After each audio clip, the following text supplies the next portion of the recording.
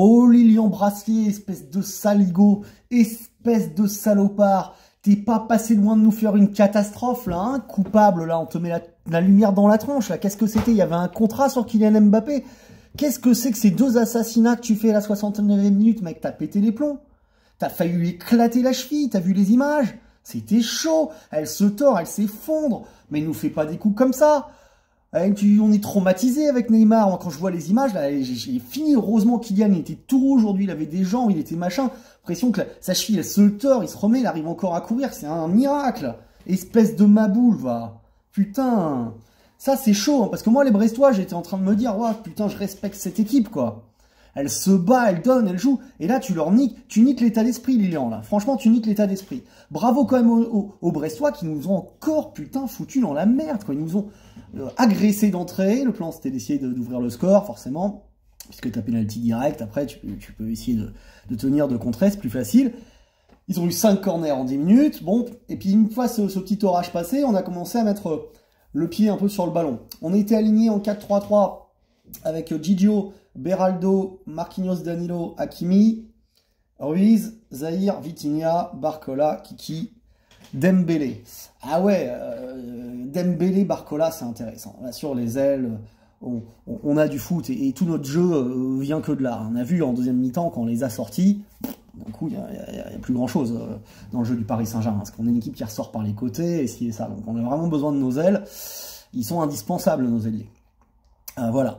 Écoute, ce match bascule en 4 minutes sur une belle récupération de Dembélé, Zahir Emery qui trouve Kiki dans la surface, qui se tourne, qui frappe, qui met un but de très bon attaquant. Parce que franchement, là, il se tourne, petit filet opposé, la frappe, elle est puissante, le gardien peut rien faire. Ça, c'est un vrai but de numéro 9. Magnifique Kylian.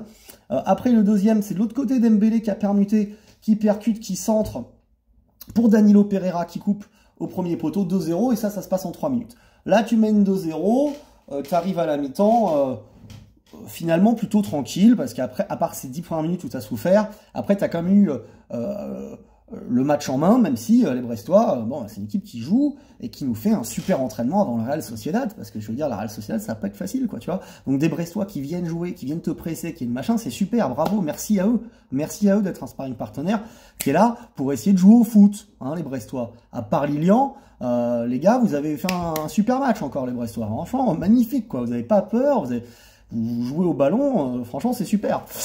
Voilà, on est à 2-0 à la mi-temps.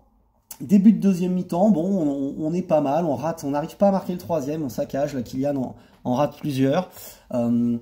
Et à un moment, Danilo se la dévie, mais cette fois au-dessus, on se dit que cette fois, c'est bon, on va tenir le 2-0, parce que c'est important en Ligue des Champions d'essayer d'être solide. Bah non, on arrive quand même à prendre ce 2-1 sur un centre encore, où Marquinhos, pour moi, il la laisse pour lui derrière Hakimi, pour lui être sur personne. Alors pourquoi tu as cette responsabilité-là, Hakimi? Moi, je sais pas, c'est l'attaquant, c'est toi qui dois être un peu là. Ah, j'ai pas aimé ça, Marquinhos, encore une fois. Mais bon, on verra quand on aura récupéré Nuno Mendes ce qu'on peut faire avec cette charnière centrale. Pour l'instant, on n'a pas mieux à faire que mettre Marquinhos. Voilà, et après, on a souffert jusqu'à cette 69e minute, un petit peu, où le mec fait n'importe quoi, il prend un rouge pour un deuxième jaune. Mais je veux dire, juste avant, il assassine Kylian qui reste au sol dans la surface par une énorme faute qui doit déjà lui valoir un deuxième jaune et un rouge. Si derrière, quand le mec fait son meurtre là, Kylian, il est pété, l'arbitre, tu dois prendre 10 matchs de suspension, quoi. Parce que là, il n'y a pas la VAR pour te protéger, pour te machin truc. Mais là, le truc qui est sous tes yeux, tu es à 2 mètres sur la faute précédente. Il doit prendre un deuxième jaune rouge terminé. Parce qu'après l'assassinat, là, c'est un rouge direct en théorie. On est à 2 doigts de le perdre, quoi. On est à 2 doigts de le perdre. Ah non, non, non, putain. Ah non, mais j'ai tellement vu ça. Non, non, non, non, non, non, non, non. Non, cette année, on a besoin de tout le monde, parce que, tu vois, on n'est pas extraordinaire, mais on se bat, on court. Moi, j'ai vu des replis de Kylian, j'ai vu des replis de Barcola, j'ai vu des replis de Dembélé. On joue à 11 quand même, tu vois. On joue à 11. Et on a continué notre rotation d'effectifs. On avait mis Donnarumma dans les buts ce soir et pas Navas. Moi, je suis plutôt pour cette idée-là, parce que dans l'idée où tu vas au tir au but, et c'était possible face à Brest, tu vois, vu qu'on a fait à chaque fois 2-2, 2-2, 3, enfin 3-2, 2-2, on a à chaque fois galéré, encore ce soir, c'est bien aussi de préparer Gigio à des séances de tir au but si jamais tu veux en avoir une en Ligue des Champions. Moi, je pense que c'est toujours un exercice qui est utile à pratiquer pour les attaquants et pour les gardiens. Donc, c'était pas irrationnel. Tu pourrais peut-être mettre Navas contre Lille en championnat, même si là, du coup, bon, c'est pas cool pour Navas, parce que c'est les légende du club, c'est une légende du foot. C'est un mec qui a amené le Costa Rica en quart de finale de la Coupe du Monde, qui a gagné 3 Ligues des Champions. Mais cette fois, ça s'entend. Voilà.